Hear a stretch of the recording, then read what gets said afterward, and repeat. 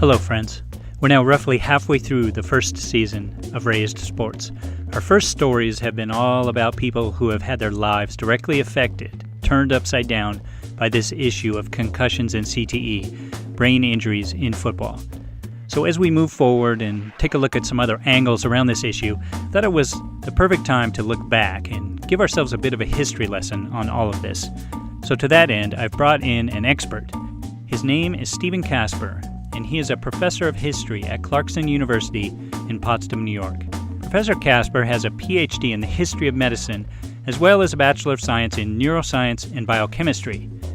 He is the author of multiple papers on the history of neuroscience, as well as an upcoming book on the cultural history of head injury, titled Punch Drunk and Dementia, A Modern History of Concussion, 1870 to 2012. Yes, it goes back much further than you probably realized. Professor Casper is also a retained expert for the plaintiffs in concussion litigation against the National Hockey League.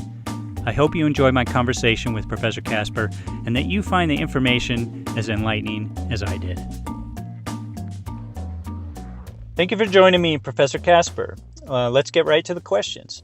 Now, I think there's a perception that our knowledge and study of concussions and CTE in sports is a rather recent thing. When did the scientific community first start talking about these issues? Well, I'm delighted to be here, Bob, and I think this is a really great question, and it's one that I get asked a lot. In general, the study of concussions and CTE is quite a bit older than I think most people recognize. Concussions have been studied for well over a century, and concussions as they related to sports began to be studied in the late 19th century. And in fact, the first description of CTE came out of the work of a pathologist by the name of Harrison Martland, who was studying the condition in punch-drunk boxers, and his very famous article, which was published in 1928, was called Punch Drunk. And in there, when he described what he was seeing in his autopsies, he described the appearance of what he termed traumatic encephalopathy. And subsequently, it's very clear that Martland had in mind what subsequently came to be called chronic traumatic encephalopathy. The word chronic was meant to indicate that the cause of the lesions and injuries to the brain was the result of recurrent blows to the head. So that's what the word chronic actually signaled. And so I think the scientific community has been speaking about this for quite a long time. I think, and largely I've tried to point to this in some of my publications, I think there was largely a consensus on what was causing CTE by about the 1950s. So it's decades old. That's amazing. Why do you think there is such a disconnect between the public perception and the reality in this regard? Well, that's a really complicated story, and it's basically part of what I'm writing my book about. I think there are, first of all, the public does not, as a rule, keep up on the state of the art of medicine as it evolves. And so there's always a little bit of a disconnect between what doctors know and what clinicians are doing in practice and public perceptions. And I think in the world of head injury, this has been particularly true. And there have been, over the last 50 years, multiple efforts, I think, to try to educate the public about the risks of head injury of any kind, and especially of repeated head injury. And it's not entirely clear that many of those public health campaigns have succeeded. So that's one component, that just simply the public isn't paying attention in the way that clinicians do. But there are other elements to this. So the labels the doctors use have changed over time. So concussion is the broad term, and it refers to a blow to the head that produces a dazing effect or a kind of automatism or some other symptom. It may be included in that some kind of loss of consciousness. It may not include that. People talk about it colloquially as having their bell rung. And it does seem true that the public hasn't necessarily put together that word concussion or those symptoms of concussion with another word that began to be used in the 1990s, which is mild traumatic brain injury, or MTBI. And so it may be that the different labels that were being used there have sort of moved public perception further away from clinical reality. And so I think that's another potential source. And then the public hears messages over and over again today in the media and in places that are trying to communicate about this. It says things like, the study of concussion is still in its infancy, or a study of CTE is still in its infancy. And I think what that communicates to the public wrongly is that the scientific community's only really begun to talk about these issues. And that's just really not true. The community's been talking about them, as I said, for decades. But when this is sort of presented, I think people are trying to present it as vanguard science, and so that expression that it's in its infancy gets told to them, and then I think they take away the sort of wrong message from that. So those are just three examples. I think we could actually point to others if we wanted to.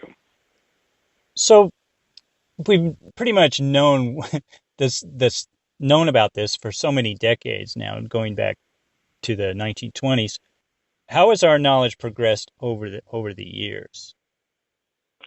Well, it depends upon how you're understanding that idea of progress. If you're talking about the clinical observation and the diagnostic and prognostic outcomes, that really hasn't changed a lot over the years. If you go back to the 1870s or 1880s, what doctors were writing about concussions and their long-term effects seems pretty constant with what, even to this day, doctors are saying about those matters. What's changed is that after about the 1930s and into the 1940s, we began to understand these injuries in biophysical and biomechanical terms. And as we did that, we began to understand the spectrum of head injury, I think, more sharply and more mathematically than we had. And that was work that was being done particularly by workers who were doing the design of automotive safety options in cars. That's one example. And then in the late 50s and 60s, we began to have, I think, more techniques available through the life sciences that helped us understand the biochemistry of concussions. It helped us to understand, in some instances, the genetics. And so we moved from an understanding of cause as the blow to the head to an understanding that blow to the head had secondary effects that led to neurodegeneration, neurodestruction, white matter stretching. And it's been in that refinement, much of which goes back to the 70s and 80s, that we might say we see some progress in understanding what's happening at the most reductive level. But I think in sort of practical terms, what a doctor is talking about and what a patient is experiencing, that remains pretty unchanged over the last 150 years. And in fact, what's recommended as treatment options also has been fairly stable. People have tried slightly different things here and there. People are trying new things now, but largely that has been fairly constant. And you mentioned genetic involvement in this, and you sometimes hear contradictory voices that maybe question the connection between head injuries and in football or other sports, and maybe some people might assert that some people are genetically predisposed to getting CTE, or that they don't really know. Do we really know that they're getting degenerative brain disease from football specifically or sports specifically? But what does the scientific research tell us about the connection, and how far back does that go? Well, historically, There have been, I think, efforts to account for differentiated outcomes from concussions and recurrent concussions. And when people have tried to account for these differences in outcomes, they have investigated a whole world of possibilities. Maybe the injury was more severe than it appeared. Maybe the person had genetic predispositions, and maybe the person would have developed some kind of psychiatric condition anyway, and that it was just a coincidental combination that brought these things together. Mm-hmm. And in some sense, that kind of skepticism is factually healthy for the science, but often in practice what happened is these arguments were used to generate a kind of blame the victim argument, and in doing so the purpose was to try to reduce the gravity of the head injury exposure or the brain injury exposure. And so whenever one encounters these arguments, one, I think, historically is looking at them and saying, well, is this a sort of serious question, or is it being asked in order to call into question the legitimacy of the patient? And historically, patients who have had brain injuries or head injuries have been called into their legitimacy has been called into question frequently because head injuries historically have been compensable injuries. What do you mean by compensable injury?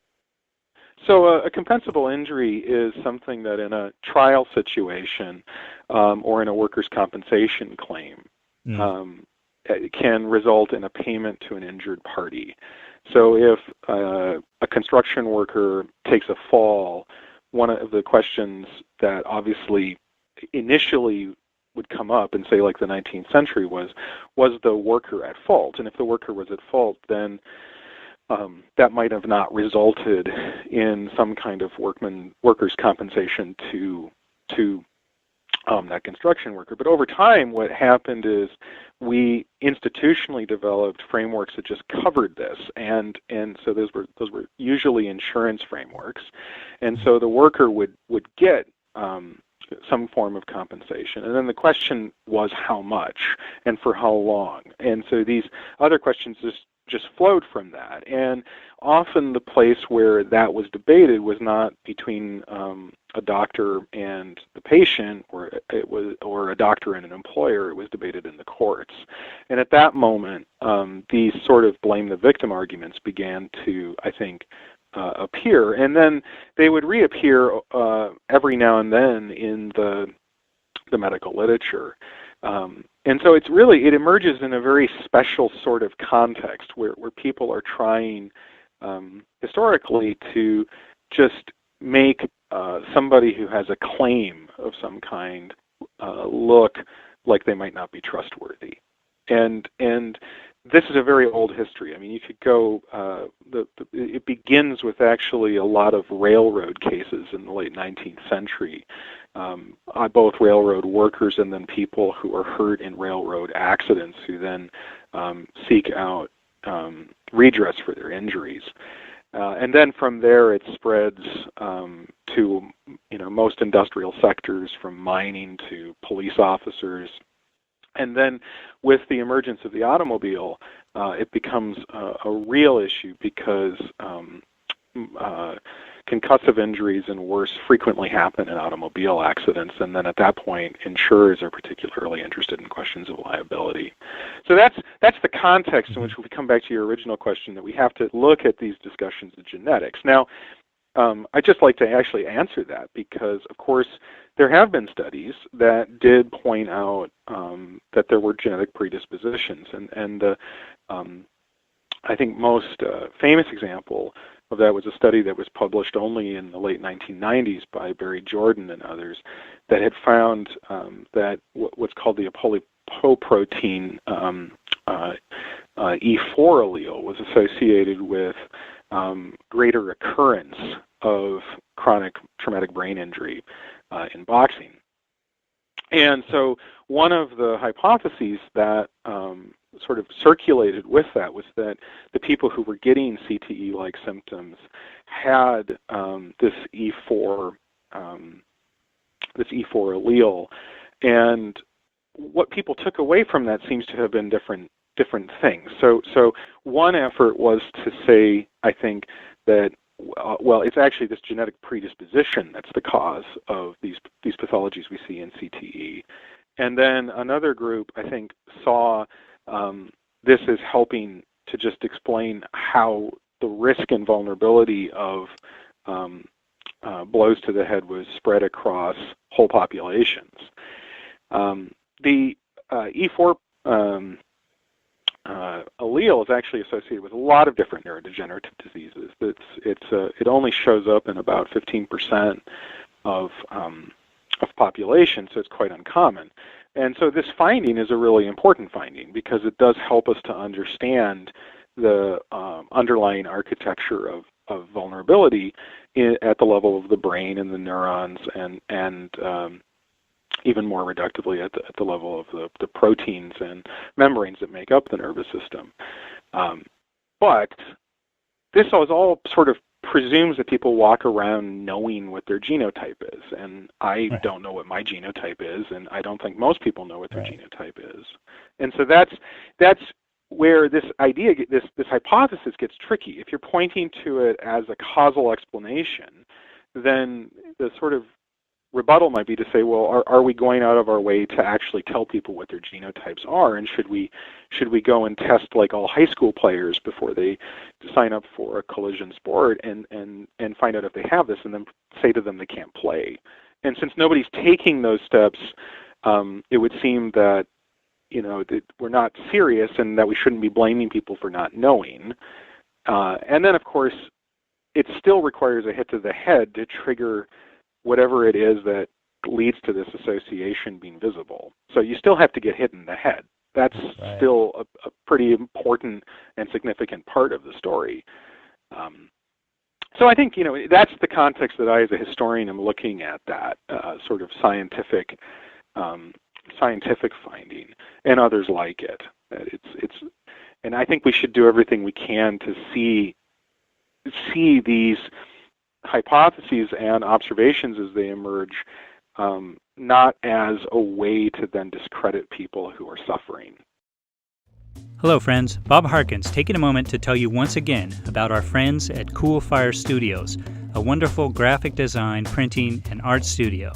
If you need a t-shirt, business cards, posters, anything to make a splash, Cool Fire Studios artists can make something special just for you. And we're not talking about just slapping logos on t-shirts. We're talking about really cool and unique artwork, which you'll see a perfect example of when we reveal our official Raised Sports t-shirts coming soon. So watch for those, and in the meantime, check out Cool Fire Studios. That's cool with a K, coolfirestudios.com. Now back to the show. Another interesting thing that you've written about is kind of the rise of sports medicine in the late 90s and sort of becoming the study of sports concussions being sort of pushed into like a separate category from other concussions. And you compared it at one point, I read, to the marketing of light cigarettes. Now, why is that? Why is that important, and what is the resulting impact for treatment of athletes? Well, the brain doesn't know the difference in terms of how it's been hit.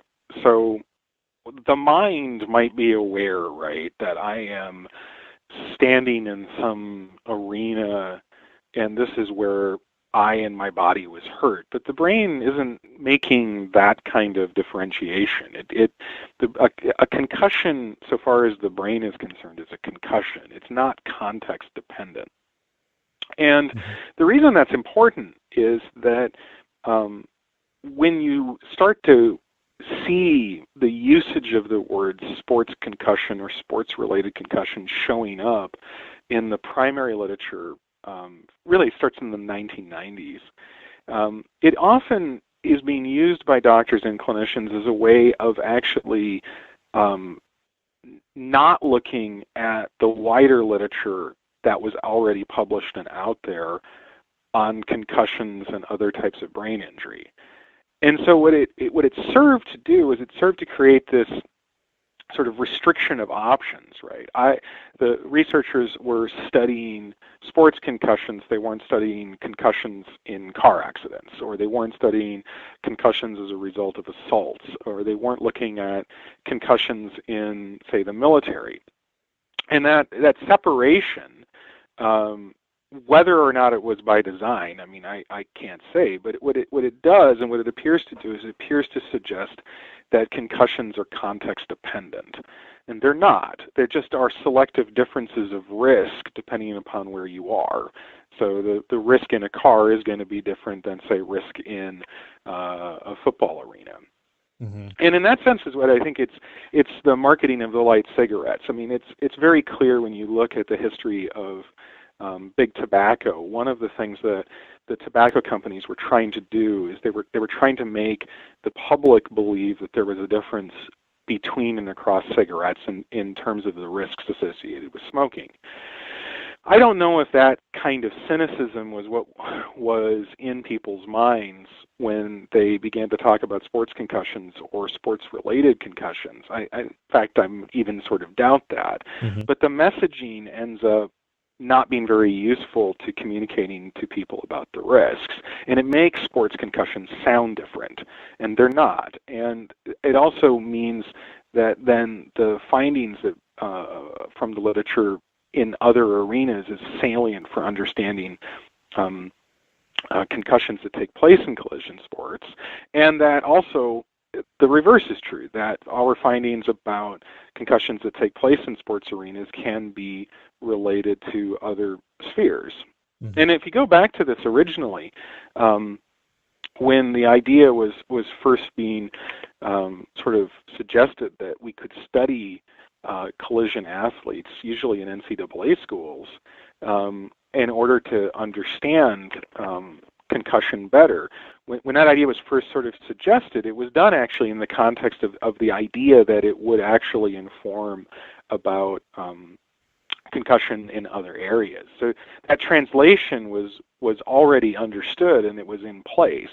The sort of notable people here to mention are the studies that Jeffrey Barth was doing at the University of Virginia in the 1980s.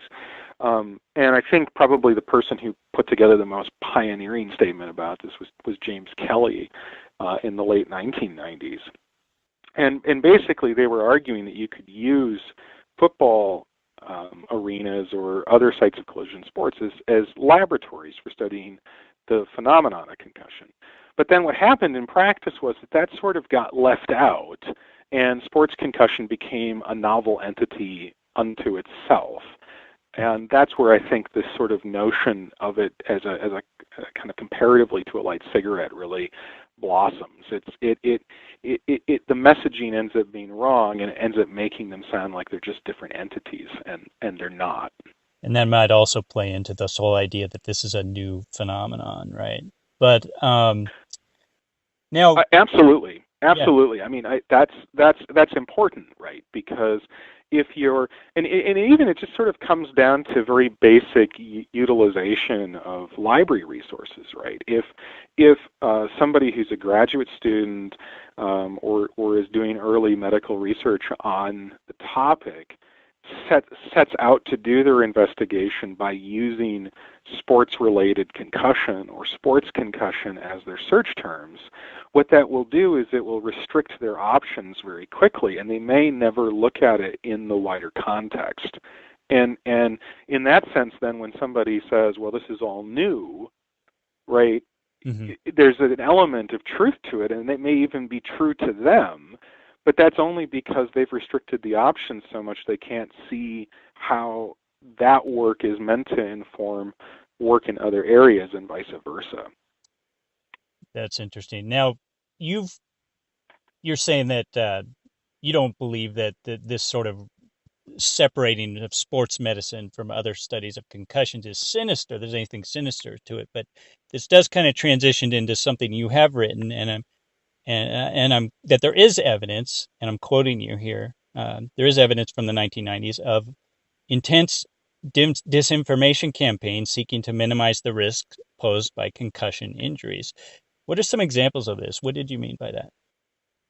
Well, this is unfortunately not specifically my work. It's been the finding of investigative journalists, particularly journalists who were working for the New York Times back in the early to mid 2000s, and then there was a congressional report on this subject, and basically both of these different avenues of work on this found that the National Football League's MTBI Committee had been engaging in work and publications and sort of research efforts to shape the scientific and clinical record in a way that appears to have been largely favorable to corporate interests.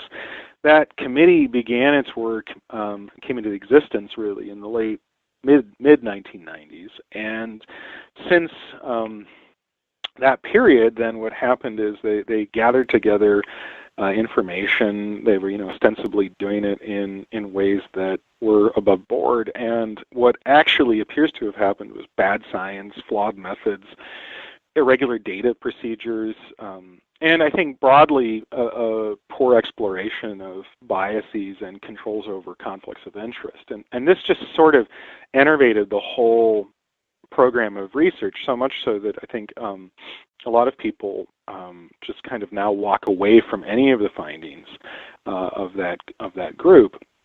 But these were published, and of course, because they were published findings and they were published in good journals, they were extensively cited. And so that work then shaped a lot of the underlying architecture of what we might describe as the sports-related concussion literature. And it in a way, right, it was always trying to produce a slice of the scientific record that could put forward a favorable spin, or at least an equivocal spin, on what might have otherwise been bad news for an industry where head injury exposure is fairly high.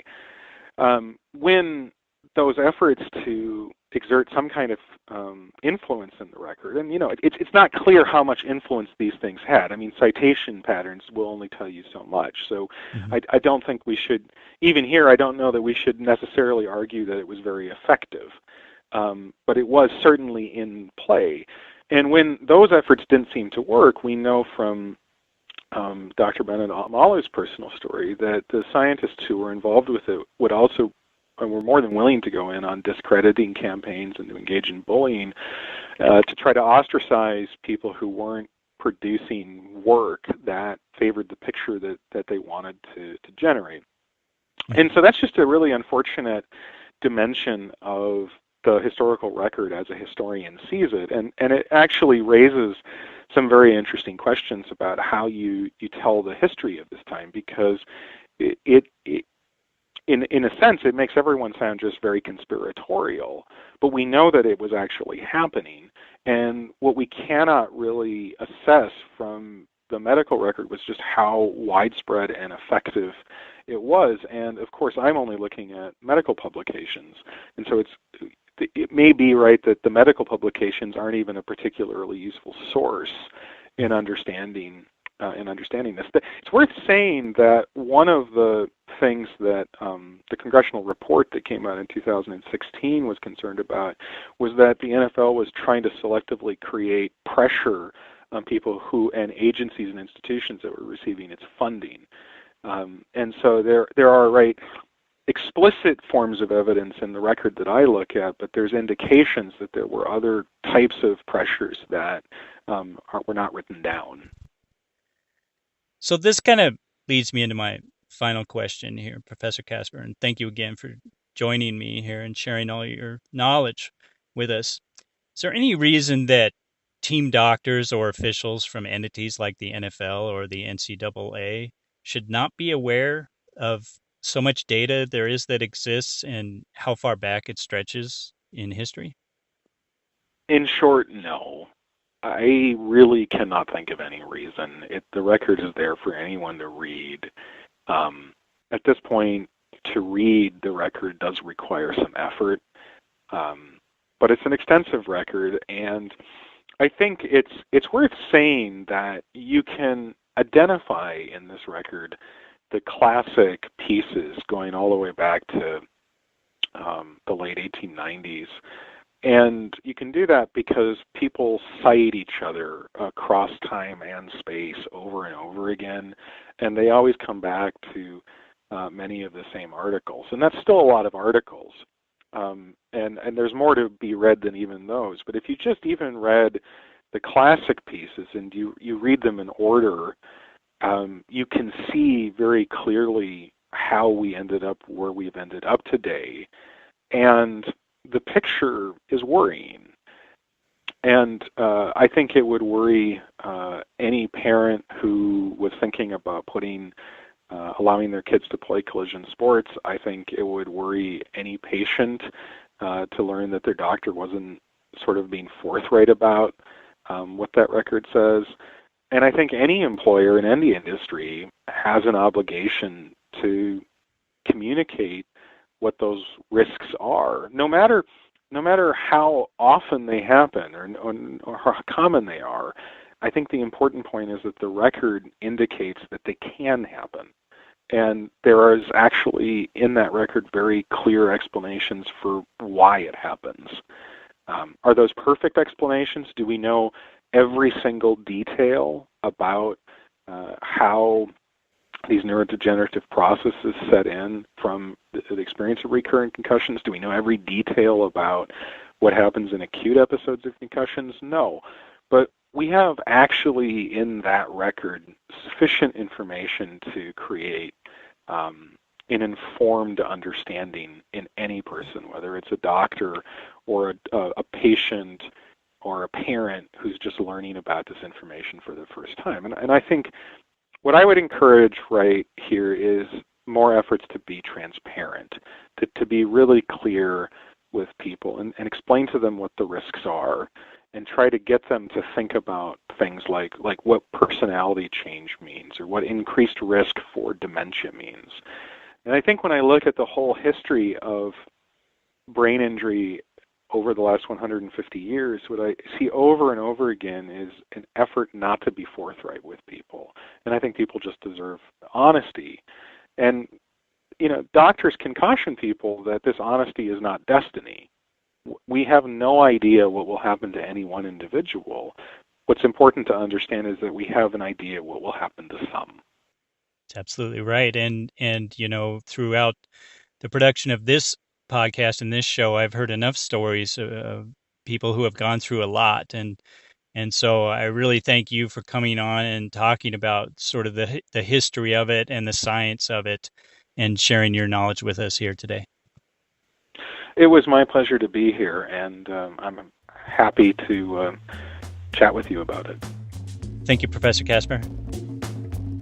If you'd like to hear more from Professor Casper about the history of concussions and CTE, you can find him on Twitter, posting regularly on the topic. His handle is @TheNeuroTimes.